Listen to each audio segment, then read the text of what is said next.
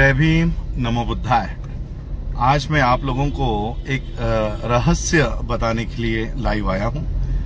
दरअसल as a politician ये बातें बताई नहीं जाती, लेकिन मैं पॉलिटिशियन बाद में हूं।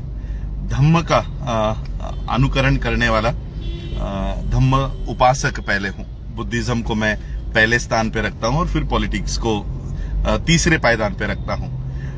दूसरे पायदान पर बाबा साहब की आर्थिक मूवमेंट को रखता हूं। वॉशिंगटन डीसी में राहुल गांधी जी ने आरक्षण को लेकर जो बयान दिया, उस बयान के बाद कई सारे लोगों ने, चाहे वो मायावती जी हो या महाराष्ट्र में कुछ नेताओं ने, उसका विरोध करने का काम भी यहां पे अभी शुरू हो चुका है।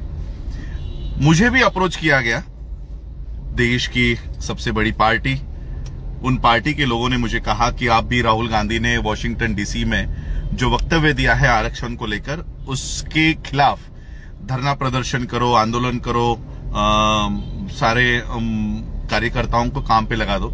2 दिन से मेरे पर वो प्रेशर था कि आप करो, लेकिन मैंने कोई आंदोलन नहीं किया और ना ही मैं करने वाला हूं। ये बात मैं इसलिए आपको बता रहा हूं कि मैं जो मेरी मूवमेंट चलाता हूं वो समाज के पैसों पे चलाता हूं, इसलिए मुझे आदेश देने का काम सिर्फ मेरा समाज कर सकता है। बीजेपी का कोई नेता मुझे आदेश देने का काम नहीं कर सकता, और ना ही बीजेपी के आदेश पे मैं किसी भी आंदोलन को हाथ में लेना चाहता हूं। अब ये आंदोलन क्या जो हो रहा है, राहुल गांधी ने वॉशिंगटन डीसी में अपूर्वा रामास्वामी ये लड़की ने एक सवाल किया कि भारत में कितने दिनों तक आप जातिगत आरक्षण कंटिन्यू रखोगे, कितने समय तक रखोगे, क्या आपकी पार्टी आरक्षण को रद्द करेगी?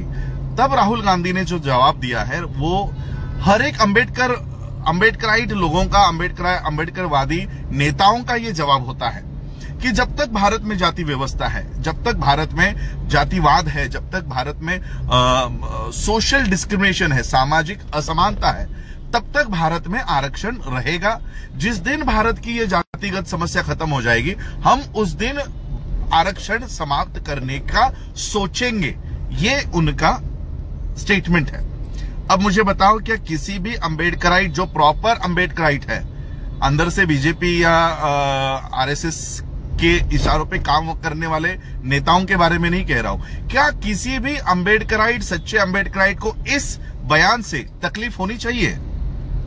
बल्कि ये तो हमारी भूमिका है कि आरक्षण कब तक होना चाहिए कि जब तक जाति है, जब तक जातिवाद है, जब तक सोशल डिस्क्रिमिनेशन है, तब तक आरक्षण होना चाहिए। हम भी आरक्षण छोड़ना चाहते हैं। अरे 75 साल हो गए, हमको उस लिस्ट से बाहर आना है, लेकिन उस लिस्ट से बाहर आने के लिए क्या वो माहौल है? यही बात राहुल गांधी ने कही।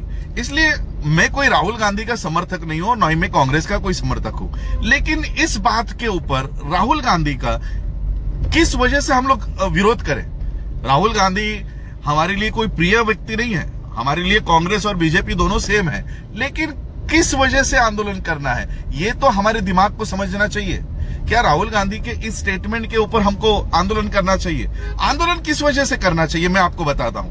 आज जो लोग राहुल गांधी ने वॉशिंगटन डीसी में आरक्षण को लेकर दिए गए इस बयान के ऊपर अगर आंदोलन कर रहे हैं, तो मैं उन लोगों को कहना चाहता हूं कि कल नरेंद्र मोदी, इस देश का प्रधानमंत्री, चीफ जस्टिस ऑफ इंडिया के घर पर गया, गणेश जी के आरती के लिए गया। एक संसद का हेड और एक सुप्रीम कोर्ट का हेड, ये दोनों भी ऑटोनोमस है। इन दोनों को आपस में किसी कार्यक्रम में भी नहीं मिलना चाहिए। ये एक दूसरे के घरों पे जा रहे हैं। चीफ जस्टिस ऑफ इंडिया का विरोध क्यों नहीं कर रहे हो? प्रधानमंत्री का विरोध क्यों नहीं कर रहे हो? ये जो आरपीआई वाले जो छोटे मोटे फ्रैक्शंस है, आठवले गुट है, यहाँ पे हमारे प्रकाश अंबेडकर जी है, वहां पे मायावती जी है, वो इस मुद्दे के ऊपर आंदोलन क्यों नहीं कर रही है? जो लोग आज किसी के इशारे के ऊपर ये आंदोलन कर रहे हैं, उनको इस विषय के ऊपर आंदोलन करना चाहिए, लेकिन वो इस विषय के ऊपर आंदोलन नहीं कर रहे। आंदोलन कर रहे हैं कि राहुल गांधी ने आरक्षण के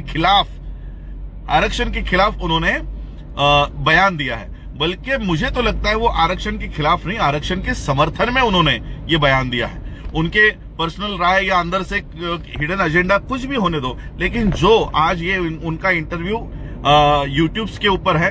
किसी किसी लोगों को इंग्लिश नहीं समझ में आता तो प्रांतिक भाषाओं में भी उसको अनुवाद किया गया है, हिंदी में अनुवाद किया गया है, मराठी में अनुवाद किया है, यूट्यूब्स के ऊपर वो अवेलेबल है।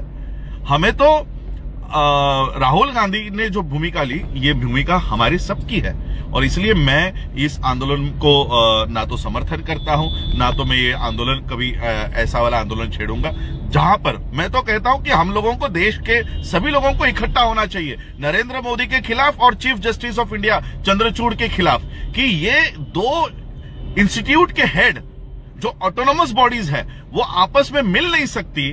वो एक दूसरे के घरों पे जाके, अगर घर पे, मैं एक एजुकेशन से जुड़ा हुआ इंसान हूं, मैं आपको एक उदाहरण देना चाहता हूं कि बोर्ड के एग्जाम में जिस टीचर का, जिस प्रोफेसर का जो करेक्शंस के लिए, पेपर चेकिंग के लिए होते हैं, उसको पहले पूछा जाता है कि तेरा बच्चा तो एग्जाम्स के लिए नहीं बैठा था ना, तेरे घर का कोई नेफ्यू, तेरा कोई भांजा भतीजा तो एग्जाम के लिए नहीं बैठा था ना।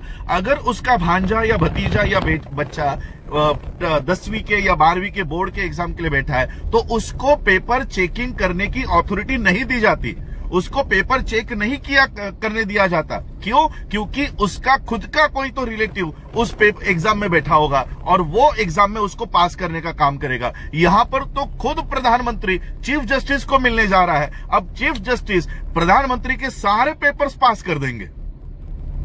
इतना बड़ा इशू भारत के लोकतंत्र को लेकर हो रहा है, वहां पर ना तो बहन जी, ना तो मेरे चाचा जी और ना तो आठवले जी इसके ऊपर आंदोलन कर रहे हैं, ना तो इसके ऊपर एक जबान से भी नहीं बोल रहे। ये क्यों?